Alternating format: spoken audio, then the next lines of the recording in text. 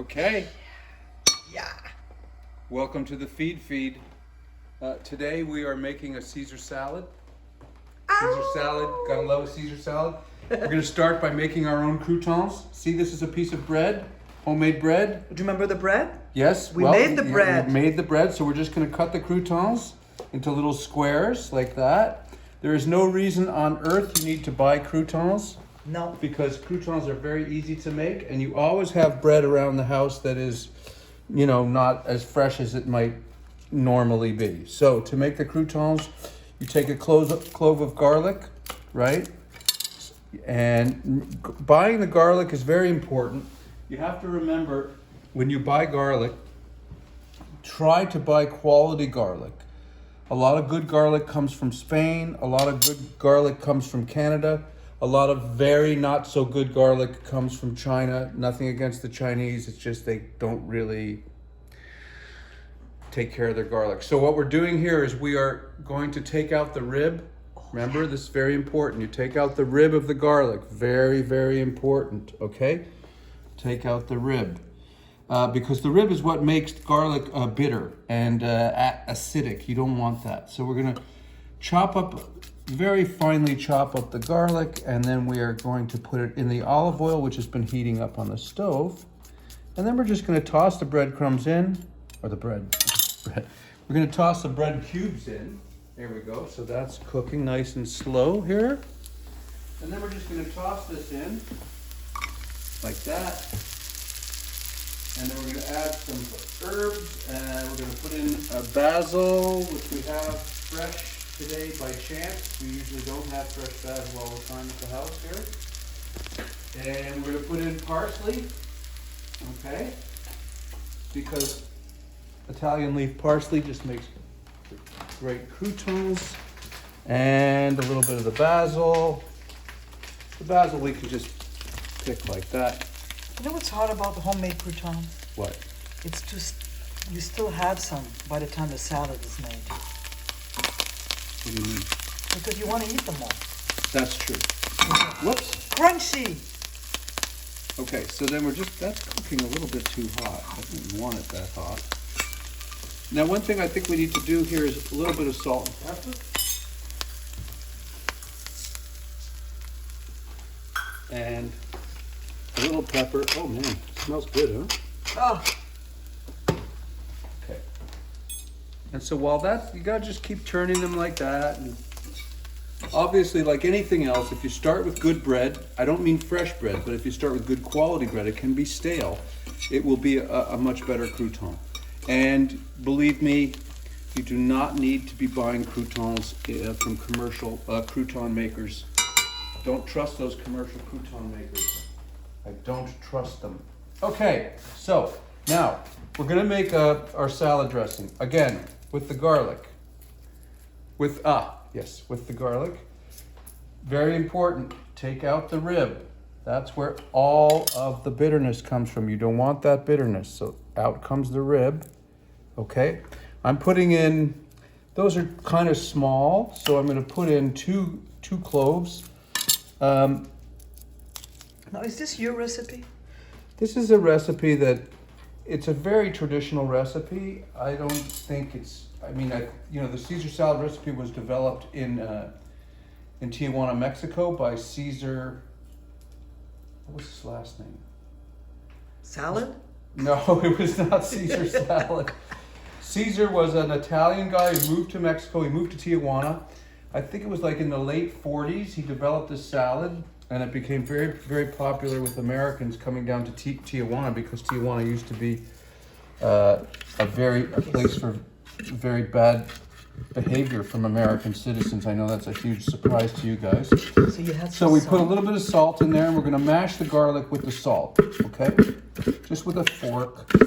Again, you could do these type of things with Cuisinart or something like that, but I find it's much better if you do it by hand. It doesn't take that much longer. And this way, I'm using a wooden bowl. It kind of gets into the wood of the bowl. So yeah, again, just making up a paste, a little bit more salt. You got to be careful with the salt though, because you don't want to have too much salt, because you're going to be using anchovies. And I know some people are like, anchovies. I don't want anchovies. I don't like anchovies. No, you don't like anchovies. I don't really care. You're still going to put them in here because you're not going to taste them. But you are going to taste the Caesar salad dressing and go, yeah, that's exactly what it should be. But you won't be tasting an anchovy. Okay, here's an anchovy. Whoops, there's a little bit of an anchovy. Let's get a decent anchovy there. Maybe a little bit more. We're having anchovy problems Love today. anchovies. Okay, so we're going to crush this up again with the garlic and make a paste. This is a salad for two, right? This is a very romantic salad for two. That's an isolation salad. I mean, we haven't had company for dinner in some time. It's the pandemic. You're all invited when this is over. That's right. All 2,791 of you who are my friends on Facebook. You know, my friends. Are we friends on Facebook? I'm sorry, I didn't mean to Yes. be so hurtful. And now more than ever. Now more than ever. Okay, so then I'm gonna put like a half of a lemon in there. Okay. Oh man, does that smell good? It's a nice lemon. No seeds, huh? I think I saw a seed. Yeah, there's one seed here. I'm taking it out. Okay. I'm taking that seed out. We don't need that seed. Okay. Oh no, I'm wrong. There's two seeds. You're brave. No, there's no. Okay. So that's that. Okay. So we put in our anchovies, our salt, our garlic, and now we are going to add mustard. You know, with salad dressings, you can usually use more mustard than you think. This is about a tablespoon. I learned that from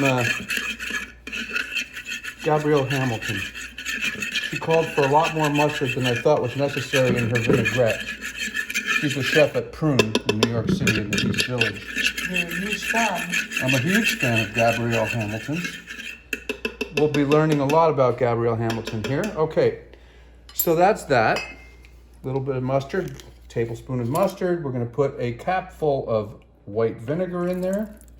Okay, and we're going to put some Lee and Perrin sauce. What, 6 to 8 drops probably, and then What was it? we're Was the joke about Worcestershire? not doing that joke. No. No. Okay, so then here we go. We're gonna do this. Try and maybe use one of these things. This might be a good way to do it. Just to mix it up a little bit of whisk. Get it to be a little bit creamy. We're gonna put in an egg. Some people only use the egg yolk. I use the whole egg. Some people coddle the egg, which means cooking it for about a minute beforehand. I don't do that. So we're mixing that up. Okay. Checking in on our croutons, I think. We got to check on them, see how they're doing, keep them tossed around. They're going to be good. Would you like one, camera woman? so Would you like to good. try one? See if it's got potential. There. Oh yeah. Yeah, oh yeah, you can tell the garlic. You can Oh. taste the garlic, but The herbs. it's gonna be good. Okay, so we did all that. Now what we need to do is we just put the egg in, and now we need to put in a little bit of olive oil. I'm thinking for this kind of configuration, I would put it about a quarter of a cup. While you mix them. Yeah, keep it mixing. You want to keep. That's what binds it, right? You want to really get it to bind like that. Okay. Wow, the camera work is getting extremely. You don't have a jib? Steady cam, jib. Up. Not only are you cameraing, but you're also sous chefing. I'm sous chefing. Okay, a little bit of pepper, fresh pepper. Presence. It's called being present. Being present. Okay, you know, friends, we cannot reveal to you who camera woman is because she's union and she's working on this shoot non-union. Very, very, very delicate matter. A very delicate matter. It's a pandemic matter. Okay. And I pay my dues. You do pay your dues. Okay, so here we go. We are definitely getting close with these croutons. Now, what we're going to do is we are going to take a little bit of Parmesan Reggiano We're going to do the Parmesan Reggiano in 2 steps.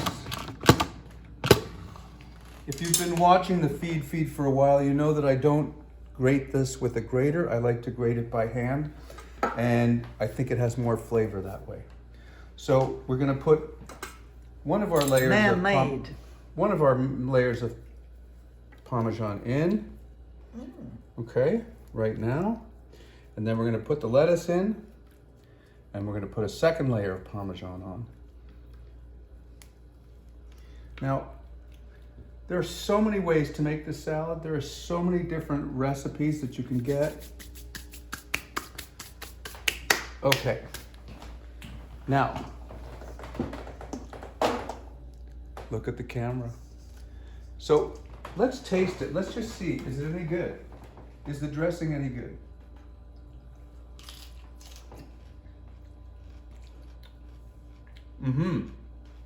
Could use a little more pepper. Very nice. You can get the garlic. You see, with this, it's very distinct. You get the garlic layer, then you get the lemon, you get the Parmesan. It's all there. Okay, so that's ready.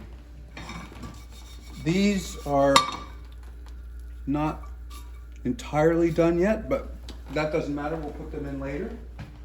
And basically, here you have it, your salad dressing, Caesar salad dressing.